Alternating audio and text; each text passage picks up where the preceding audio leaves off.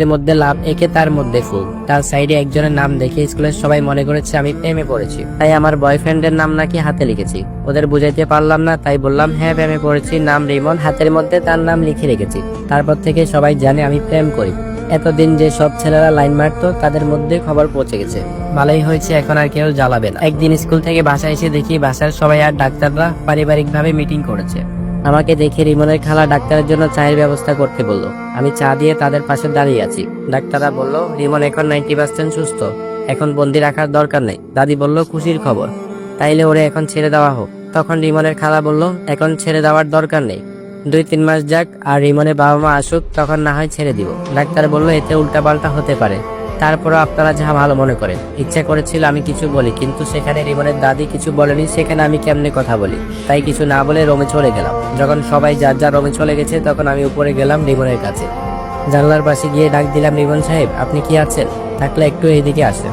আমার ডাক শুনে রিমন আসলো, আমার দিকে তাকিয়ে আছেন। আমি বললাম একটা খুশির সংবাদ, আপনি খুব তাড়াতাড়ি বাইরে চলাফেরা করতে পারবেন, আবার আগের মতো সবকিছু করতে পারবে। আমি যে এত কিছু বলে রিমন কোনো কথার উত্তর দেয় না, শুধু আমার দিকে তাকিয়ে হাত বাড়িয়ে দিল। আমি ওর চারপাশে ভালোভাবে তাকিয়ে হাত বাড়িয়ে দিলাম। রিমন আমার হাত ধরে হাতের আঙ্গুলে কিছু একটা লিখেছে। আজকে কেন জানি আমার ভয় ভয় লাগছে, কারণ বাড়িতে যে ডাইনিদের আনাগোনা, কখন যে দেখে ফেলে, তাই আমার হাত কাঁপাকাঁপি শুরু করলো। এখন ওনার লেখা শেষ হয় নাই, হাত ছাড়িয়ে আনতে পারছি না। চেষ্টা করছি, কিন্তু এমন ভাবে ধরে বেশি জোর করলে হাত ব্যথা পাবো। এর মধ্যে হাতে নরম কিছু স্পর্শ পেলাম, সাথে তার কাটার খোঁচাও লাগছে হাতে। আমি বুঝতে পারছি উনি আমার হাতে কিস করছে। হাতের মধ্যে মুখের দাঁড়িয়ে খোঁচাখুচির স্পর্শ লাগছে। হাতে চুমু দিয়ে রিমন হাত ছেড়ে দিল। আমি এক দৌড়ে রুমে চলে আসলাম। রুমে এসে দেখি রিমন আমাকে সুতা দিয়ে আংটি বানিয়ে পরিয়ে দিয়েছে, সাথে কলমের কালি দিয়ে আংটির ডিজাইন করেছে। হাতে যে চুমু দিচ্ছে তার মধ্যে দাগ এখনো রয়ে গেছে। এখনো আমার হাত পা কাঁপতে লাগলো। একটু স্বাভাবিক হয়ে ভাবতে লাগলাম রিমন এমন কেন করলো, সে সত্যি ভালো হয়ে গেছে, তা না হলে আমার হাতে আংটি পরিয়ে চুমু খাইতো না। আমি আঙ্গুল থেকে সুতার আংটি খুলে যত্ন করে রেখে দিলাম। এই প্রথম কোনো পুরুষ আমাকে চুমু খাইলো না, এটা আমার জীবনের প্রথম অনুভূতি, চাইলেও কোনোদিন ভুলতে পারবো না। রাতে দাদির কাছে গিয়ে জানতে চাইলাম রিমন ভাইয়াকে কবে বাইরে আসতে দিবেন, উনি তো এখন সম্পূর্ণ সুস্থ। ডাক্তারও তো বললো ওনাকে বাইরে যেতে দিতে। দাদি বলল সামনে ডিসেম্বর মাসে তার বাবা মা আসবে, তখন দেখা যাক, এখন কিছু হলে আমাদের দোষী করবে। আমি বললাম ঠিক আছে, তাইলে এখন কেমনে কি করব? ডাক্তার তো আসবে না, আর রিমন ভাইয়ের রুম তো পরিষ্কার করতে হবে। আমি কি দরজা খুলে ভিতরে যাব পরিষ্কার করার জন্য? দাদি বলল সাবধানে যাইস, রুমে গিয়ে দরজায় তালা মারবি আর সাথে চাবি রাখবি। আমি বললাম ঠিক আছে। পরের দিন স্কুল থেকে এসে দেখি বাসায় কেউ নেই, বাড়িতে রিমনের খালতো ভাই আর তার বন্ধুদের নিয়ে আড্ডা দিচ্ছে। আমাকে দেখে ডাক দিয়ে বলল আমাদের জন্য খাবারের কিছু ব্যবস্থা করো। আমি কোনো জবাব না দিয়ে ফ্রিজ থেকে কোক আর রোমে বিস্কুট ছিল, তাই এগুলো নিয়ে দিছি। আমাকে দেখে তারা যে বাজে মন্তব্য করেছে, একজন তো বলে ফেলেছে ঢাকা শহরে এমন জিনিস আমার চোখে পড়ে নাই কোনোদিন। দারুণ জিনিস। ওদের কথা শুনে আমি মাথা নিচু করে চলে আসলাম। রাগে জলজল করছিল, কিছু বলতেও পারছিলাম না, শুধু সহ্য করে নিয়েছি। একটু পর আবার ডাকলো, আমি মুখের উপর না করে দিছি, বলছি আমার কাজ আছে, উপর রুম পরিষ্কার করতে হবে। এই বলে আমি উপরে চলে গেছি। দরজার পাশে দাঁড়িয়ে রিমনকে ডাক দিতেই সে জানলা দিয়ে হাত নাড়ালো।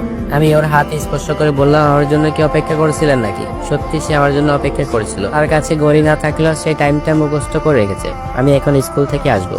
এই প্রথম সাহস নিয়ে রিমনের রুমের দরজা খুললাম। দরজা খুলতে রিমন খাটের উপরে এক কোণায় চলে গেছে। আমি দরজা তালা লাগিয়ে রিমনকে বললাম সাইডে দাঁড়ান। সে আমার কথা শুনে কিন্তু উত্তর দেয় না। আমি কাজ করতে লাগলাম আর সে আমার দিকে এক পলকে তাকিয়ে আছে আর আমার চারপাশে ঘুরতে লাগলো। আমি বিছানা পরিষ্কার করে ওরে গোসল করতে নিলাম, তখন আমার দিকে হা করে তাকিয়েছিল। যখন আমি ওর গায়ে হাত দিয়ে গোসল করাচ্ছি সেই মুহূর্তে সে আমাকে জড়িয়ে ধরলো। আমি মনে করছি সে চাবির জন্য এমন করতেছে, তাই অনেক জোরাজোরি করতে লাগলাম। দাদিকে ডাকতে লাগলাম, কিন্তু কোনো কাজ হচ্ছে না। চাবিটা আমি সেলোয়ার সাথে গিট করে রেখেছিলাম। রিমন বারবার ওখানে হাত দিতে লাগলো। আমার চিত্তের নিচে পর্যন্ত যাচ্ছে না, আর জোর করে পারছি না ওনার সাথে, তাই আমি চাবি দিয়ে দিলাম। কিন্তু সে চাবি ফেলে দিয়েছে, কিন্তু আমাকে ছাড়ছে না। প্রথমে মনে করছি চাবির জন্য, কিন্তু না, এখন মনে হচ্ছে অন্য কিছু, ভুলটা আমারই হয়েছে। ওর শরীরে হাত দেওয়াতে মনে এমন ভাবে আমাকে ধরেছে, বুঝতে আর বাকি রইল না সে কি চাচ্ছে। তাই শরীরের সব শক্তি দিয়ে জোরে ধাক্কা দিতেই সে ছিটকে পড়ে দেওয়ালের সাথে, আর সাথে সাথে নিচে পড়ে হাউমাউ করে কাঁদতে লাগলো। আমি জামা কাপড় ঠিক করে দরজা খুলে দাদিকে ডাক দিলাম। দাদি বাইরে এসে দেখে আমি ডাকছি, তখন রিমনের খালতো ভাই দাদি ওরা সবাই আসলো। এসে দেখে রিমন মাটিতে পড়ে আছে, মাথা দিয়ে রক্ত ঝরছে। দাদির সাথে সাথে ডাক্তারকে ফোন দিল আর আমাকে বকতে লাগলো আমি কেন দরজা খুললাম। ডাক্তার আসার পর রিমনের মাথায় 4টা সিলাই দিয়েছে। সবাই আমার কাছে জানতে চাইলে কি হয়েছে। আমি ইজ্জতের ভয়ে বললাম চাবির জন্য জোরাজোরি করেছিল, এক পর্যায়ে ধাক্কা লেগে এমন হয়েছে। আমার এমন মিথ্যে কথার জন্য যে রিমন আবার বন্দী হয়ে যাবে জানা ছিল না। তখন সবাই বলতে লাগলো ওরে আর ছাড়া যাবে না, দরকার হলে এবার শিকল দিয়ে বেঁধে রাখবো। এটা শুনে আমার অনেক খারাপ লাগলো। রিমন তো সুস্থ, তাইলে তারা কেন এমন করে? কাকে বললে এর সমাধান পাবো? কেউ আগ্রহ দেখায় না। রাতে যখন খাবার দিতে গেছি উপরে, তখন রিমনের কোনো সারা শব্দ পাইনি। আমি নিচে চলে আসলাম। সেদিন আর পড়া হয়নি, শুধু ভাবতে লাগলাম কি থেকে কি হয়ে গেল। ভাবছি একটু পর আবার যাবো উপরে, সবাই ঘুমিয়ে গেলে। অপেক্ষা করতে থাকলাম কখন সবাই ঘুমাবে। বারবার বাইরে গিয়ে দেখি কোনো রুমের দরজা খোলা নাকি। যখন দেখলাম সব রুমের দরজা লাগিয়ে দিছে, সেই সুযোগে আমি উপরে গিয়ে রিবনের দরজা খুলে রুমে ঢুকে দরজা আবার তালা লাগিয়ে দিলাম। আমার উপস্থিতি টের পেয়ে রিবন খাটের এক কোনায় চলে গেছে। আমি ওর কাছে গিয়ে জিজ্ঞেস করলাম খেয়েছেন কিনা। সে কোনো কথা বলে না। এতদিন হলো তার কোনো কথা আমি শুনতে পাইনি। আমি যত ওর কাছে যাই সে তত খাটের এক কোনায় চলে যায়। আমি বুঝতে পারছি সে আমাকে ভয় পাচ্ছে। আমি ওকে বললাম ভয় পাবেন না। এখন সে আমার চোখের দিকে তাকিয়ে কান্না শুরু করে দিল। ওর চোখগুলো একেবারে লাল হয়েছিল।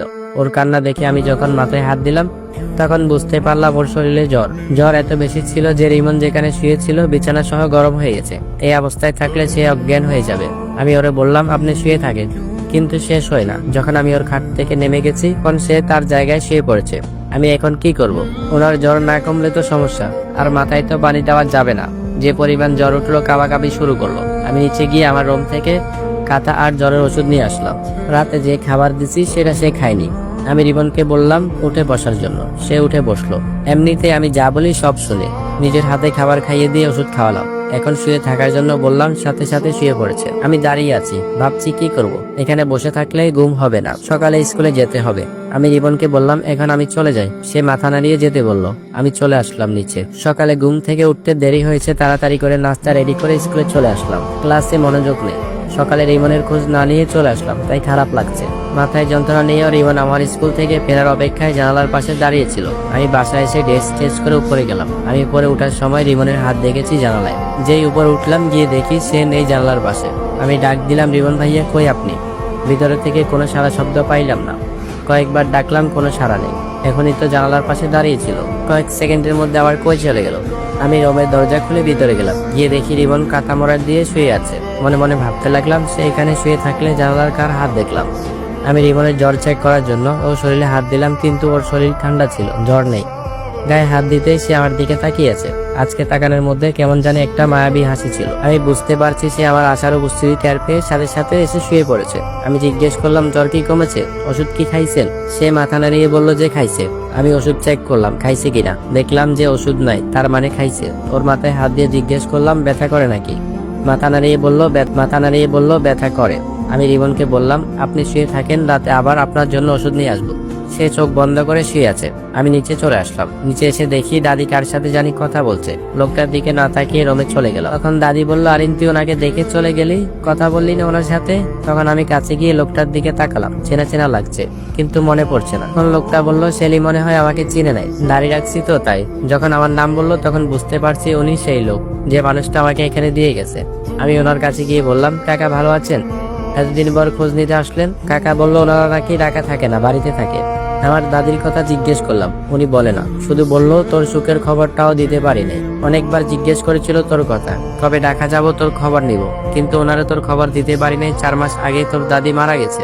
আমি কোনো জবাব দিতে পারলাম না। চোখ থেকে এমনি এমনি পানি পড়তে লাগলো। আমার কপালটা খারাপ। তা না হলে কি অল্প বয়সে বাবা হারাই? কপাল খারাপ না হলে কি মা অন্যজনের সাথে চলে যায়?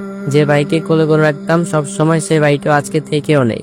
আমার কান্না দেখে রিমনের দাদি বলল কান্না করিস না। কান্না করে কি হবে? তোর কাকাকে খাবার দে, দূর থেকে এসেছে। কিন্তু কাকা না করলো। উনি নাকি চলে যাবে রাতের বাসে। সাথে লোকও আছে, ওনার অপেক্ষা করতেছে। যাওয়ার আগে দাদির সাথে এইটুকু বলে গিয়েছে আমাকে লেখাপড়া করিয়ে যেন ভালো ছেলের সাথে বিয়ে দেয়, তারপর যেন আমাকে আমার বাড়ি দেখতে পাঠায়। তার আগে না, কারণ আমার আপন কাকা নাকি দাদি মারা যাওয়ার পর সব সম্পত্তি নিয়ে গেছে। মেন রোডে মার্কেট করতেছে। আমি বললাম এসব জায়গা টাইগা আমার লাগবে না, আমি কোনোদিন যাব না। আর যদি যাই তাইলে বাবা আর দাদির কবর দেখার জন্য যাব। দাদি বললো এখন এসব কথা বাদ দিয়ে আমার রুম থেকে ব্যাগটা নিয়ে আয়। আমি দাদির ব্যাগ এনে দিলাম। দাদি ব্যাগ থেকে টাকা বের করে কাকাকে দিল। কাকা চলে যাবে, আমি ওর সাথে গেলাম এগিয়ে দেওয়ার জন্য।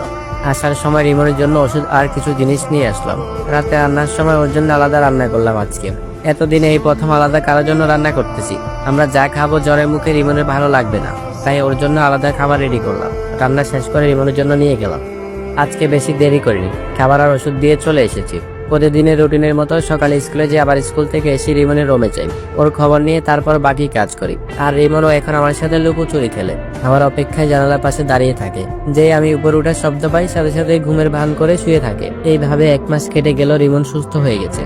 আমি চেষ্টা করছি রিমনকে বাহিরে আনার, অনেকবার দাদিকে বললাম কিন্তু দাদি ভয়ে রাজি হয় না। দিন দিন রিমনের প্রতি কেমন জানি আমার একটা মায়া কাজ করতে শুরু করলো। এই বাড়িতে আমার একজন পছন্দের মানুষ হয়ে গেছে রিমন। এখন শুধু রিমনকে বাহিরে জীবনযাপনের ব্যবস্থা করতে পারলে আমার আর কোনো কষ্ট থাকবে না। কিন্তু আমার কপালে দুঃখ আর এখন যে শেষ হয়নি সেটা বুঝতে পারিনি। যাকে আপন করে ধরে রাখতে চাই সেই মানুষটা আমার কাছে থাকে না। প্রতিদিনের মতো রাতে রিমনকে খাওয়াই দিয়ে রুমে চলে আসলাম। একটু পর দাদি আর রিমনের খালা আমার রুমে আসলো। কালকে দুপুরের পরে ওরা নাকি কোনো পার্টিতে যাবে। রাতে যেন ওদের জন্য রান্না না করি, ওরা বাসায় খাবে না, ফিরতে দেরি হবে। আর আমাকে না করলো আমি যেন উপরের রুমের দরজা না খুলি। আমি বললাম ঠিক আছে। পরের দিন বৃহস্পতিবার স্কুল থেকে এসে সব রুম চেক করলাম, সবাই আছে নাকি। সব জায়গায় চেক করলাম, কেউ নেই। ড্রেস চেঞ্জ করে উপরে গেলাম, দরজা খুলে রিমনকে নিয়ে নিচে আসলাম। আমার রুমে বসিয়ে রেখে ওর জন্য রুটি বানাতে কিছু রেডি করলাম। ফ্রিজ থেকে মাংস বের করে আমি রিমনকে বললাম আপনি বসেন, আমি রান্না করি। কিন্তু সে বসবে না, আমার সাথে সাথে পাকের রুমে চলে এসেছে। আমি রান্না করি আর রিমন তাকিয়ে তাকিয়ে দেখছে। যখন রুটি বানিয়ে প্লেটে রাখলাম তখন সে ওখান থেকে রুটি হাতে দাঁড়িয়ে দাঁড়িয়ে দেখতে লাগলো। আমি বুঝতে পারছি ওর অনেক খিদে পেয়েছে, তাই সম্পূর্ণ রান্না শেষ না করে আগে রিমনকে আমার রুমে নিয়ে খেতে দিলাম। সে খেতে লাগলো, আমি তার পাশে দাঁড়িয়ে আছি। হঠাৎ কলিং বেলের শব্দ আসলো। কলিং বেলের শব্দ শুনে রিমন ভয় পেয়ে গেল, তাড়াতাড়ি করে খেতে লাগলো। আমি রিমনকে বললাম কি হয়েছে, এমন করছেন কেন আপনি, শান্তিতে খা। তাড়াহুড়া করে খেয়ে সে রুমে চলে যাচ্ছে পানি না খেয়ে। আমি পিছন থেকে ওর হাত ধরে বললাম দাঁড়ান, একটু পানি খেয়ে নি। আমার হাতে রিমনকে পানি খাওয়াইলাম। রিমন উপরে চলে গেছে। আমি গিয়ে দরজা খুললাম, দেখি রিমনের খালতো ভাই আমাকে বলতেছে কতক্ষণ দাঁড়িয়ে আছি, দরজা খুলতে এত দেরি কেন। আমি বললাম রান্না করতেছি তাই। সে তার রুমে চলে গেছে। আমি রান্না করার জন্য পাকের রুমে চলে আসলাম। রান্না করা যতটুকু সময় লাগছে তার মধ্যে রিমনের খালতো ভাই 4 বার এসেছে আমি কি করি দেখার জন্য। আমি যখন রান্না শেষ করে রুমে চলে গেলাম তখন সে আমাকে ডাকতে লাগলো। আমি রুমে না গিয়ে বাইরে থেকে জিজ্ঞেস করলাম কি লাগবে। সে একবার বলে পানি লাগবে, পানি নিয়ে আসলাম। আবার ডাক দিয়ে বলে ফ্রিজে ঠান্ডা কিছু থাকলে নিয়ে আসতে। আমি কোক নিয়ে গেলাম, তখন উনি দরজা বন্ধ করে দিছে। আমি বের হয়ে আসতে চাইলে উনি আমার হাত ধরে ফেলে। আমি চিৎকার করতে লাগলে সে মুখ চেপে ধরে বলে এখন কেউ নাই, চিৎকার করে কোনো লাভ হবে না, তার চেয়ে ভালো আমি যা চাই তা দিয়ে দাও, তা না হলে জোর করে নিব। পরে বিচার দিলে সবাইকে বলবো তোমাকে বিয়ে করব, তখন তোমার সম্মান বাঁচাতে আমার সাথে বিয়ে দিবে। এমনিতেই তোমার জন্য সবাই পাগল। আমি ও কথাগুলো বলতে বলতে সে আমাকে খাটে ধাক্কা দিয়ে ফেলে দিল। আমি ওর হাত ধরে কামড় দিয়ে দরজা খুলে বেরিয়ে আসতে চাইলে সে পিছন থেকে আমার চুলের মুঠি ধরে টানতে টানতে আবার রুমে গিয়ে খাটের মধ্যে আমাকে জড়িয়ে ধরেছে, জামাও ছিঁড়ে ফেলছে, আমাকে মারতে লাগলো। আমার কান্নার শব্দ বাইরে যেন না যায় সেই জন্য মুখে তার সিগারেটের প্যাকেট ঢুকিয়ে দিয়েছে, আমাকে প্রায় নগ্ন করে ফেলেছে। তখনই দরজায় কারো ধাক্কার শব্দ শুনতে পেয়ে আমাকে ছেড়ে দিছে। আমি দরজা খুলে দেখি রিমন দাঁড়িয়ে আছে। কোনো কথা না বলে রুমে দৌড়ে চলে গেলাম। রুমে গিয়ে দরজা লাগিয়ে কান্না করতে লাগলাম। হঠাৎ মনে হলো রিমনের কথা, ওর জন্য আমাকে ছেড়ে দিয়েছে, রিমন চলে এসেছে নিচে। ওই যদি রিমনের কোনো ক্ষতি করে আমার জন্য ওর কিছু হোক সেটা আমি চাই না। আমার যা হওয়ার হোক, আগে রিমনকে সেভ করি। তাড়াতাড়ি দরজা খুলে গেলাম ওই রুমে। ততক্ষণে কাজ শেষ হয়ে গেছে, পুরো রুমে রক্তের বন্যা। আমি রক্ত দেখতে পারি না, রক্ত দেখে সাথে সাথে অজ্ঞান হয়ে পড়ে গেছি।